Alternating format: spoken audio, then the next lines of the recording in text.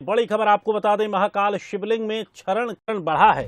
Supreme court के आदेश पर अब एक समिति बनाई गई थी, उसने एक रिपोर्ट पर चिंता जताई है। भस्म स्पर्श रगड़ने से महाकाल ज्योतिर्लिंग पर छिद्र बढ़ रहे हैं। अगर नहीं चेते तो गर्भगृह में भक्तों का प्रवेश बंद हो सकता है। साथ ही समिति ने कुछ जरूरी सुझाव भी दिए हैं।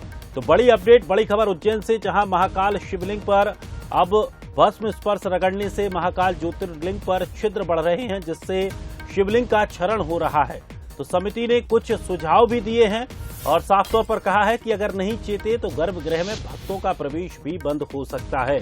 चलिए, अधिक जानकारी के लिए हमारे एग्जीक्यूटिव एडिटर मनोज सैनी जी हमारे साथ जुड़ गए हैं। मनोज जी, एक बड़ी खबर आ रही है उज्जैन से, जहां बाबा महाकाल के जो शिवलिंग है, शिवलिंग पर क्षरण की समस्या बढ़ गई है और जिस तरह से जो भस्म रगड़ी जा रही है उसकी वजह से छिद्र बढ़ रहे हैं और इसको लेकर एक समिति ने कुछ सुझाव भी दिए हैं। निश्चित रूप से देखिए, क्षरण का मुद्दा बहुत पुराना है। 2012 से बंसल न्यूज भी उठाता रहा इस मुद्दे को, और ये बात सच है कि शिवलिंग जो है बाबा महाकाल का, उसमें क्षरण दिखाई भी देता है। उसको लेकर चिंता भी जताई गई, लेकिन वहां की अपनी एक अलग धारा रही है। उसके बाद फिर जब ये मसला ज्यादा गरमाया तो एक कमेटी बनाई गई थी, जिसमें आर्कियोलॉजिकल के लोग शामिल थे, और इन्होंने जो रिपोर्ट सौंपी है वो चिंता बढ़ाने वाली है। उन्होंने उसी तरफ इशारा किया है जिसको चिंता बढ़ती रही है। क्षरण हो रहा उन्होंने माना है, और क्षरण की वजह भस्म और जो केमिकल होते हैं उसको वजह बताया गया है। तो आने वाले दिनों में उन्होंने सलाह भी दी है कि इसको कुछ कम करना पड़ेगा, नहीं तो ऐसा ना हो कि पूरी तरह प्रवेश बंद करना पड़े दर्शकों को लेकर। दर्शक जो पहुंचते हैं, महाकाल के दर्शनार्थी जो पहुंचते हैं, आस्थावान जो लोग पहुंचते हैं, तो इसको लेकर चिंता जताई गई है।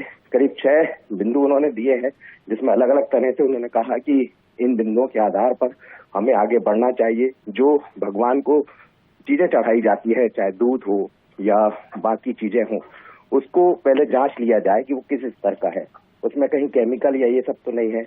इसके अलावा उन्होंने ये भी कहा है कि जो पानी जा रहा है उसमें भी बैक्टीरिया तो नहीं है। तो ऐसे तमाम तरह के बिंदुओं की तरफ उन्होंने इशारा किया है।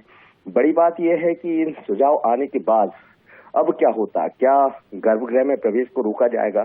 क्योंकि महाकाल का जो शिवलिंग है वो दुनिया भर में बिल्कुल, और तमाम तरह के सवाल भी इस पर खड़े होते हैं कि अब आगे स्थिति किस तरह से सुधर पाएगी और किस तरह के जो प्रयोजन है वो इस्तेमाल में किए जाएंगे। शुक्रिया मनोज जी हमारे साथ जुड़ने के लिए। तो चलिए